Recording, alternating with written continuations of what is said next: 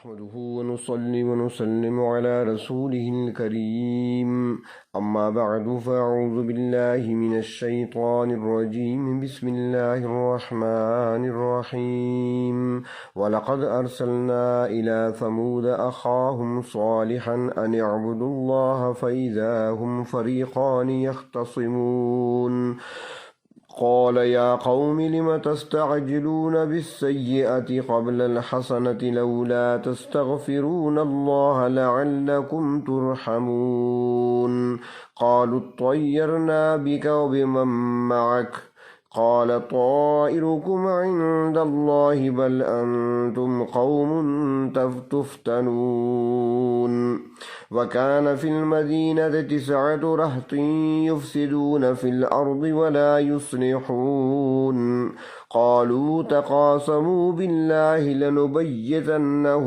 وأهله ثم لنقولن لوليه ما شهدنا مهلك أهله وإنا لصادقون ومكروا مكرا ومكرن مكرا وهم لا يشعرون فانظر كيف كان عاقبة مكرهم أنا دمرناهم وقومهم أجمعين فتلك بيوتهم خاوية بما ظلموا إن في ذلك لآية لقوم يعلمون وأنجينا الذين آمنوا وكانوا يتقون صدق الله مولانا العظيم اللهم صل على سيدنا محمد وعلى آل سيدنا محمد وبارك وسلم سورة النمل کی آیت نمبر 45 تا آیت نمبر 53۔ اس سے پہلے حضرت داؤد علیہ السلام اور حضرت سلیمان علیہ السلام کے واقعات گزر چکے کہ اللہ تبارک و تعالی نے دونوں کو نبوت سے بھی سرفراز فرمایا اور وحی الہی کا قطعی علم بھی ان کو عطا فرمایا اور زمین پر ان کو خلافت اور حکمرانی بھی عطا فرمائی۔ اب یہاں پر حضرت صالح علیہ السلام کا واقعہ بیان فرمایا ہے۔ ارشاد فرمایا وَلَقَدْ أَرْسَلْنَا إِلَى ثَمُودَ أَخَاهُمْ صَالِحًا، البتہ تحقیق ہم نے قوم ثمود کی طرف ان کے بھائی صالح علیہ السلام کو رسول بنا کر بھیجا۔ حضرت صالح علیہ السلام اللہ تبارک و تعالیٰ کے صاحب شریعت رسول تھے۔ قرآن پاک کی کئی صورتوں میں ان کا تذکرہ ہے جو پہلے بھی کئی بار گزر چکا ہے اور آگے بھی چلتا رہے گا۔ حضرت نوح علیہ السلام کے بعد جس قوم نے ترقی کی ہے وہ قوم عاد تھی، اور ان کی طرف اللہ تبارک و تعالیٰ نے اپنے پیغمبر حضرت ہود علیہ السلام کو بھیجا، مگر انہوں نے حضرت ہود علیہ السلام کی بات کو نہ مانا، انکار کرتے رہے یہاں تک کہ عذاب الہی کا شکار ہوئے۔ قوم عاد کے بعد قوم سمود نے ترقی حاصل کی۔ یہ قوم وادی حجر اور تبوک کے درمیان آباد تھی۔ تفسیری روایات میں آتا ہے کہ ان کے 1700 قصبات اور بستیاں تھیں، اور ان میں جو مرکزی شہر تھا وہ حجر تھا، جو بڑا متمدن شہر تھا اس زمانے کا۔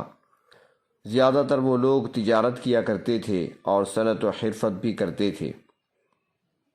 ان میں کھیتی باڑی بھی ہوا کرتی تھی، باغات بھی تھے ان لوگوں کے۔ حضرت صالح علیہ السلام اسی قوم کے ہی ایک فرد تھے۔ اللہ رب العزت نے ان کو رسالت اور نبوت کا تاج پہنا کر قوم کی طرف بھیجا، تو آپ نے سب سے پہلے جو قوم کو پیغام دیا وہ یہی تھا جو ہر نبی نے اپنی قوم کو دیا، ان اعبدوا اللہ، کہ اے لوگو اللہ کی عبادت کرو، اللہ تبارک و تعالیٰ کو وحدہ لا شریک مانو اور اس ذات کے ساتھ کسی کو شریک نہ ٹھہراؤ۔ ان لوگوں میں شرک پایا جاتا تھا اور انہوں نے کئی معبود بنا رکھے تھے، تو حضرت صالح علیہ السلام نے ان کو توحید کا پیغام پہنچایا۔ فَإِذَا هُمْ فَرِيقَانِ يَخْتَصِمُونَ، تو وہ 2 گروہ بن کر آپس میں جھگڑنے لگے۔ یعنی کہ ایک گروہ تو وہ تھا جو حضرت صالح علیہ السلام پر ایمان لانے والے تھے، اللہ تبارک و تعالیٰ کی توحید کو جنہوں نے تسلیم کر لیا تھا، اور دوسرا گروہ وہ تھا جنہیں کافروں اور نافرمانوں کا گروہ کہا جا سکتا ہے۔ انہوں نے حضرت صالح علیہ السلام کی بات کو قبول نہ کیا اور سرکشی پر اترے رہے اور جرم کرتے رہے۔ تو ان دونوں کا آپس میں جھگڑا ہونا اور اختلاف ہونا وہ تو یقینی بات ہے۔ جو اہل ایمان تھے وہ کمزور تھے، ان کی تعداد بھی کم تھی۔ جو نافرمان تھے وہ طاقتور بھی تھے، صاحب مال بھی تھے، مغرور بھی تھے، اور ان کی تعداد بھی زیادہ تھی۔ جب حضرت صالح علیہ السلام ان کو آنے والے عذاب سے ڈراتے تو پھر وہ دھمکیاں دینے لگتے اور کہتے، یا صالح ائتنا بما تعدنا ان کنت من الصادقین۔ سورۃ اعراف میں ہے کہ اے صالح علیہ السلام، اگر آپ سچے ہیں تو پھر ہم پر عذاب لے آئیں جس سے آپ ہمیں ڈراتے رہتے ہیں۔ تو اس کے جواب میں یہاں پر فرمایا، قال یا قوم لم تستعجلون بالسیئۃ قبل الحسنہ۔ حضرت صالح علیہ السلام نے فرمایا، اے میری قوم کے لوگوں، بھلائی سے پہلے برائی کے لیے کیوں جلدی کرتے ہو؟ اللہ تبارک و تعالیٰ سے رحمت اور بخشش طلب کرو۔ تم بجائے رحمت اور بخشش طلب کرنے کے اپنے لیے عذاب کا مطالبہ کر رہے ہو۔ یہ تو بیوقوفی کی بات ہے، حماقت کی بات ہے۔ لولا تستغفرون اللہ، تم اللہ تعالیٰ سے اپنے گناہوں کی معافی کیوں نہیں مانگتے؟ لعلکم ترحمون، تاکہ تم پر رحم کیا جائے۔ اگر تم اللہ تبارک و تعالیٰ کی طرف رجوع کرو گے، اپنے نافرمانیوں سے، گناہوں سے باز آ جاؤ گے، اللہ تبارک و تعالیٰ کی توحید کو تسلیم کر لو گے، اللہ کے سامنے اپنے گناہوں پر آنسو بہاؤ گے، معافی طلب کرو گے، تو پروردگار عالم رحم کرنے والے ہیں، وہ تمہاری ساری غلطیوں کو معاف فرما دیں گے، تمہارے گناہوں کو معاف فرما دیں گے۔ تمہیں چاہیے تو یہ تھا کہ تم یہ راستہ اختیار کرتے، مگر اس کے بجائے تم الٹا عذاب کا مطالبہ کر رہے ہو، اور اس میں تمہارے لیے کتنا نقصان ہے۔ یہ صرف قوم سمود نے نہیں کیا، بلکہ تقریباً نافرمان قوموں کا یہی طریقہ رہا ہے۔ حضرت شعیب علیہ السلام کی قوم نے بھی حضرت شعیب علیہ السلام سے یہی مطالبہ کیا تھا۔ سورۃ شعراء میں ہے، انہوں نے کہا، فَأَسْقِطْ عَلَيْنَا كِسَفًا مِّنَ السَّمَاءِ إِن كُنتَ مِنَ الصَّادِقِينَ، اگر آپ سچے ہیں تو ہم پر آسمان کا کوئی ٹکڑا گرا دیجئے۔ اور مشرکین مکہ نے بھی نبی اکرم صلی اللہ علیہ وسلم کے سامنے یہی بات کی تھی۔ سورۃ بنی اسرائیل میں ہے، مشرکین مکہ کہتے، او تسقط السماء کما زعمت علینا کسفا، کہ ہم پر آسمان کا کوئی ٹکڑا گرا دیں آپ۔ اس قسم کی باتیں وہ کرتے تھے، ان میں تکبر پایا جاتا تھا، ان میں غرور پایا جاتا تھا۔ ان کا خیال تھا کہ شاید ہمارا کوئی کچھ نہیں بگاڑ سکتا، ہم جو چاہیں کرتے رہیں، جو چاہیں کہیں، نہ ہمیں کوئی پکڑ سکتا ہے، نہ ہم پر کوئی عذاب آ سکتا ہے۔ جو عیش و عشرت ہمیں حاصل ہے یہ ہمیشہ ہمارے پاس رہے گی۔ مگر جب اللہ تبارک و تعالیٰ کی طرف سے پکڑ آتی ہے، عذاب آتا ہے، تو پھر اس قوم کی جڑ اور بنیاد کو ہی اکھاڑ کر رکھ دیا جاتا ہے۔ جب بھی کسی قوم نے ایسا مطالبہ کیا یا ایسی حماقت والی بات کی تو ہر نبی نے اپنے دور میں اپنی قوم کو پیار سے سمجھایا، محبت سے سمجھایا۔ تو یہاں پر حضرت صالح علیہ السلام کی قوم نے جب ایسی بات کی تو حضرت صالح علیہ السلام نے بھی بڑے پیار سے ان کو سمجھایا اور نصیحت فرماتے رہے۔ قالوا اطیرنا بک وبمن معک، تو وہ کہنے لگے، اے صالح علیہ السلام، ہم آپ کو اور آپ کے ایماندار ساتھیوں کو معاذ اللہ منحوس سمجھتے ہیں۔ آپ کی وجہ سے ہمارے علاقے میں قحط پڑ گیا ہے، بارشیں رک گئی ہیں اور ہم پر مصیبتیں نازل ہو رہی ہیں۔ ہمارے ہاں امن ہوا کرتا تھا، اب آپ کی وجہ سے گھر گھر میں لڑائی ہو رہی ہے، باپ اور بیٹا آپس میں اختلاف رکھتے ہیں، بھائی اور بھائی سے الجھ پڑتا ہے۔ یہ سارے فتنے اور یہ سارا فساد آپ کی وجہ سے ہو رہا ہے، جب سے آپ نے ہمیں نصیحتیں کرنا شروع کی ہیں۔ تو اس کے جواب میں حضرت صالح علیہ السلام نے فرمایا، قال طائرکم عند اللہ، تمہارا شگون یا بری قسمت تو اللہ کے پاس ہے، مخلوق کے پاس تو ایسی باتوں کا کوئی اختیار نہیں ہے۔ تم پر جو تکلیفیں آ رہی ہیں، جو مصیبتیں آ رہی ہیں، جو آزمائشیں آ رہی ہیں، نہ میری وجہ سے ہیں، نہ میرے ساتھیوں کی وجہ سے ہیں، بلکہ یہ تو تمہاری اپنی بدعمالیوں کا نتیجہ ہے۔ تمہارے کفر، شرک اور گناہوں کی وجہ سے ایسا ہو رہا ہے۔ جو تم پر قحط سالی مسلط کی گئی ہے یا تم پر جو مصیبتیں آ رہی ہیں، وہ تمہاری بدعمالیوں کی وجہ سے، تمہاری شرارتوں کی وجہ سے ہو رہی ہیں۔ یہ تمہارے کفر، تمہارے شرک، تمہارے برے عقیدے کی نحوست ہے اور تم اسے ہماری طرف منسوب کر رہے ہو۔ فرمایا حقیقت یہ ہے، بل انتم قوم تفتنون، کہ تم لوگ فتنے میں ڈالے گئے ہو، تم مسلسل ناکامی کی طرف جا رہے ہو۔ ارشاد فرمایا وَكَانَ فِي الْمَدِينَةِ تِسْعَةُ رَهْطٍ، شہر حجر میں غنڈہ قسم کے 9 آدمی تھے۔ یفسدون فی الارض، جو زمین میں فساد کرتے تھے۔ ان کا کام ایسا تھا کہ وہ مار دھاڑ کرتے تھے، لوٹ مار کرتے تھے، قتل و غارت گری اور غنڈہ گردی ان کا شیوا تھا۔ فرماتی ہیں کہ دراصل میں یہ 9 خاندان تھے، جن میں سے ہر ایک خاندان کا ایک ایک بندہ مل کر یہ گروہ بن گیا تھا اور انہوں نے غنڈہ گردی کا بازار گرم کر رکھا تھا۔ جہاں یہ کفر و شرک میں ڈوبے ہوئے تھے، وہاں اخلاق کے لحاظ سے بھی انتہائی گرے ہوئے تھے، اور حضرت صالح علیہ السلام کے بدترین دشمن بھی یہی تھے، کیونکہ حضرت صالح علیہ السلام تو وعظ اور نصیحت فرماتے تھے جو ان کی برائیوں، ان کے برے کردار، ان کی بدعمالیوں کے خلاف ہی تو تھا، اور وہ یہ بات سمجھتے تھے کہ اگر لوگ ایمان لاتے رہے حضرت صالح علیہ السلام پر تو پھر ان کی کون مانے گا، ان کی چودراہٹ تو ختم ہو جائے گی۔ تو فرمایا کہ یہ نو آدمی تھے بدمعاش قسم کے، جو زمین میں فساد کرتے تھے، ولا یصلحون، اور اصلاح نہیں کرتے تھے، اور یہی لوگ حضرت صالح علیہ السلام کو اپنے راستے کی رکاوٹ سمجھتے تھے۔ انہوں نے ایک منصوبہ بنایا، پروگرام بنایا۔ قالوا تقاسموا باللہ، کہنے لگے کہ اللہ کے نام کی قسم اٹھاؤ، لنبیتنہ واہلہ، کہ ہم صالح علیہ السلام اور آپ کے گھر والوں کا رات کے وقت کام تمام کر دیں گے۔